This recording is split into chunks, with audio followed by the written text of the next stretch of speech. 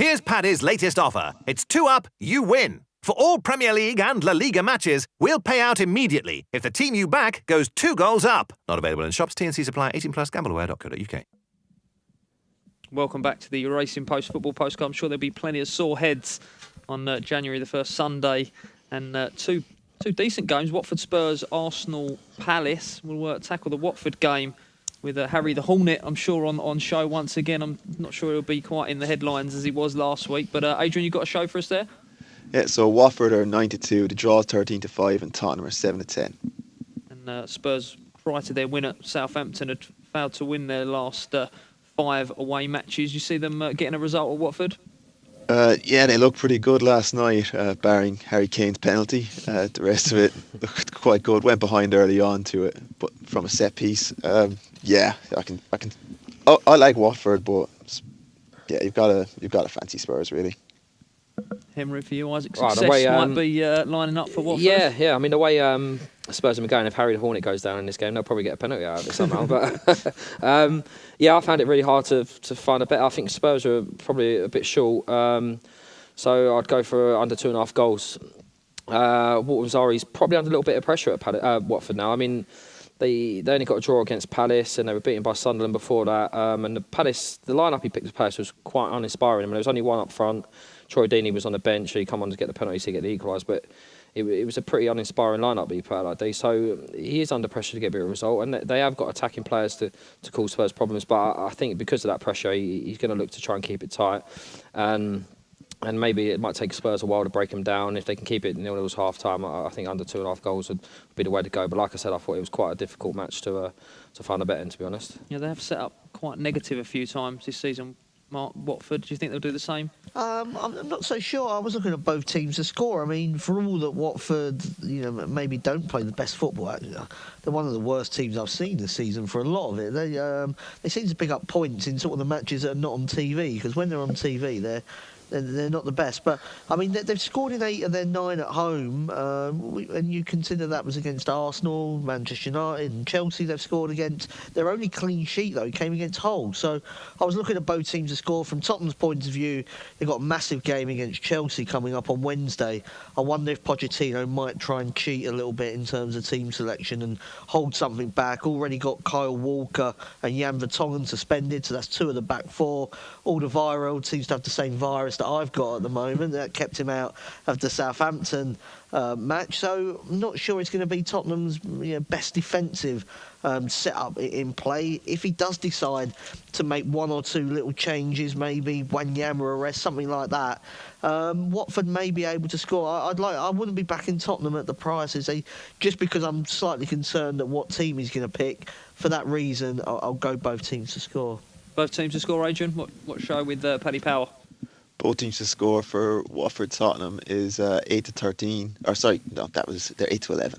8-11. Could be a few holes in that Spurs back 4. And neighbours Arsenal are entertaining Palace. You got a show there as well, Adrian, for us, please?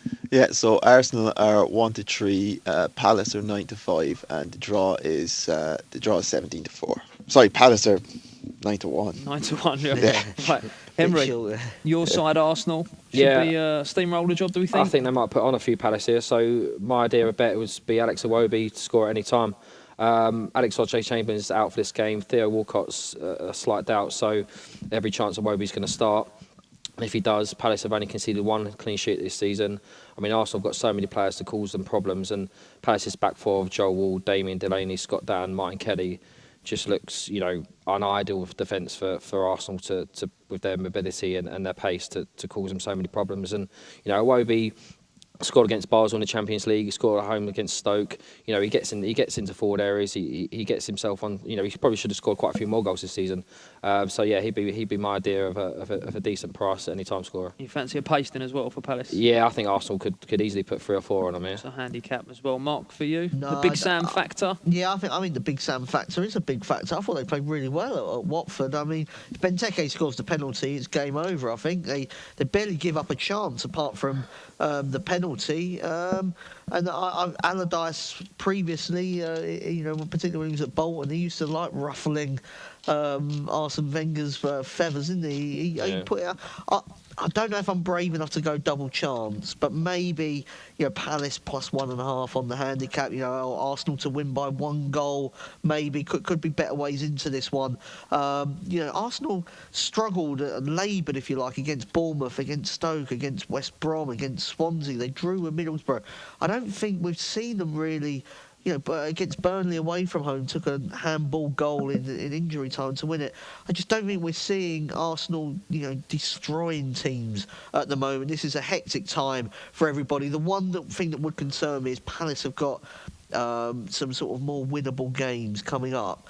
And whether Allardyce thinks, we might be better off, not putting in, and then concentrate on, the likes of Swansea. So I would wait for the team news. But if he picks his best players, I think they can give Arsenal a game, but my biggest concern is that Allardyce does decide to duck it and concentrate on winning maybe some easier games coming up. But just sort of evaluating the game without knowing that, I'm tending to go towards a narrow home win. Different opinions, Adrian, in the studio here. I'll let you have the deciding vote, and also you got a few of them handicap lines with Paddy Power. Yeah, so Crystal Palace +1 are 12-5, and +2 they're 4-5. I'm kind of on the agreement of the Sam Allardyce as being a pretty big factor. I imagine Arsene Wenger was pretty unhappy when he saw he wasn't playing Pardew's Palace. Then I think they would have absolutely just went through them for fun. But they've struggled a few times, Arsenal, this year. They usually do against teams that kind of sit back and let them play onto them. I just fancy the way Sam Allardyce sets up against the Arsenal team. Not enough to back him outright to win, but maybe to hold him off and maybe take a draw price here or something like. Maybe to draw 4-1 if you're looking for a big winner. We need something here we need a favourite to get bet at some stage. So somewhere along the line. My hope is it's Arsenal. Yeah, all right. Busy time. The Premier League obviously rolls into next week as well. Henry, anything catch the eye on the coupon? The same thing. I like Arsenal at Bournemouth. Just a bit of a shade of odds on there. I mean, obviously the big one there is Jack Wilshere can't play for Bournemouth. And he has been pretty good since he made his loan move there. He keeps them ticking midfield, and I think that'd be probably quite a big loss from Bournemouth. Play a style of football that should suit Arsenal against them. So that'd be my idea of the best bet on the following week's action. Mark, anything catch your eye next week? Yeah, there's a couple. I thought Manchester United might have been even a bit shorter to win away at West Ham. Slightly interested to see if Ibrahimovic plays on Saturday and then on Monday. So, again, hold fire there. I think he's probably more likely to be rested on Saturday against Middlesbrough, maybe. But also thought on Wednesday, I was very surprised. I mean, Tottenham are outsiders at White Hart Lane. They've only lost 1 of their last 17 in the Premier League at home. They've got Chelsea. I know it's a difficult game, but I'm struggling to make Chelsea favourites to win that, even though they're on this brilliant run. Tottenham very strong at home. Wouldn't be surprised if they got something out of that. So maybe Tottenham draw no bet. Okay, Adrian, anything catch the eye for you there? And got a price for what was it, Bournemouth and Arsenal to beat Bournemouth and Spurs, yeah. Arsenal to beat Bournemouth 3-4, and I'm with the Tottenham Chelsea one as well. I think Chelsea are too short to win this. 13-10 away to Spurs. Tottenham 19-10. It is a derby game and all, but that seems a big price. Yeah, Tottenham 19-10 at home. I'd be fancying that. They're 5-4 in the draw no bet. It's definitely worth a flutter there, I think. Yeah, I mean, if you have a look at Spurs, I mean, they've beaten City at home. They've drawn with Liverpool. So I mean, the big teams have struggled there. So I was very surprised actually at that price. Okay, that about wraps it up. Adrian, thanks for your time. I'll wish you good luck over this busy period, but I won't really mean it anyway. Hopefully the favs keep flying in for the punters, and gents, thanks for your time, and hopefully bang another couple of winners in now. Cheers. Happy New Year. The Football Postcast in association with Paddy Power, the place to bet on football in play with a huge special every weekend.